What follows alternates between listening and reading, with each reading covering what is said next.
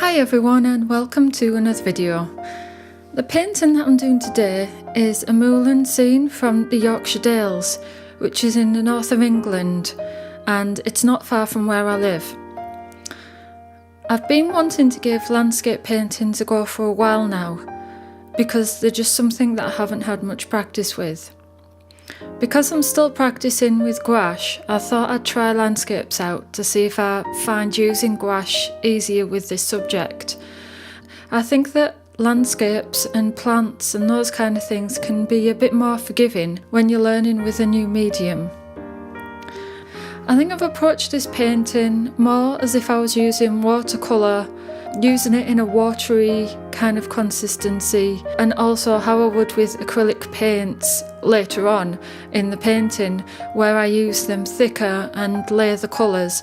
I'm not really sure how you're supposed to use gouache, but I don't think there's any right or wrong way to use it, so I'm just using it how I feel comfortable. I was using Winsor & Newton Designer's gouache for this painting. I decided to try and stick with a limited palette of sky blue, alizarin crimson, spectrum yellow, zinc white, and I had a small amount of spectrum violet that I used, I think. And the paper that I used is from a Daler-Rowney Aquafine hot press pad. I originally bought this Daler-Rowney pad for watercolour because I sometimes like to work with watercolours on hot pressed paper, but I used it once and I hated it. But it works fine with gouache, so at least I can use it up with these practice studies. So I started out putting a wash of diluted paint down just to get the base colour and to lay all the basic marks down. Once I get past putting the wash down, I seem to be finding that I'm struggling a lot for most of the painting until I get quite close to the end, where I start to lay the paint down thicker and I can see it coming together more.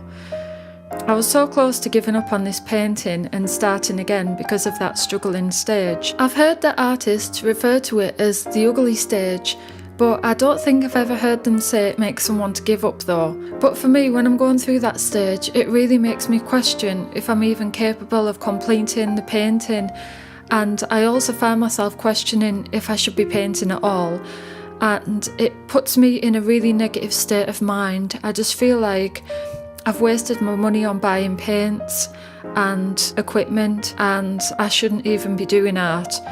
I get quite negative thoughts about it all.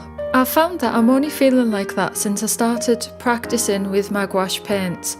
I'm sure I remember feeling like that when I first started painting with watercolours, but then it disappeared when I became more confident using them. So I guess it's probably just one of those things I get when I'm learning something new. If there's anyone out there that gets those feelings as well when they're learning new things, then let me know so I don't feel like I'm the only person that gets these negative thoughts, like I should just give up. So I found myself painting this over the course of the past 2 days, just spending an hour on it each day, because I just couldn't sit for too long. I was just feeling really down about the painting, and after an hour it just got too much and I just felt like giving up. So I only spent about an hour on it each day, and then today I sat down to finish it, which starts about 4 minutes into this video, and I felt like the painting was really coming together and that negative cloud just lifted, and the whole thing didn't turn out too bad considering it was a practice piece. So I'm pleased with how it looks, and it's given me more motivation to keep going with practicing with gouache, but I just know that next time I sit down to do another painting, I'm going to go through that same struggle. If you follow me on Instagram, you'll have seen that I've already done 2 other gouache paintings of the moors, and I wanted to get a feel for painting these landscapes before I sat down to record a video. So if you're interested in taking a look at the other 2 moors paintings, then the link to my Instagram account is in the description below. If you've liked watching me paint this moorland scene, then please give me a thumbs up, and if you're new here, then please feel free to subscribe. Feel free to leave any questions or comments in the section below, and I'll see you again with another video soon. Thanks for watching, bye!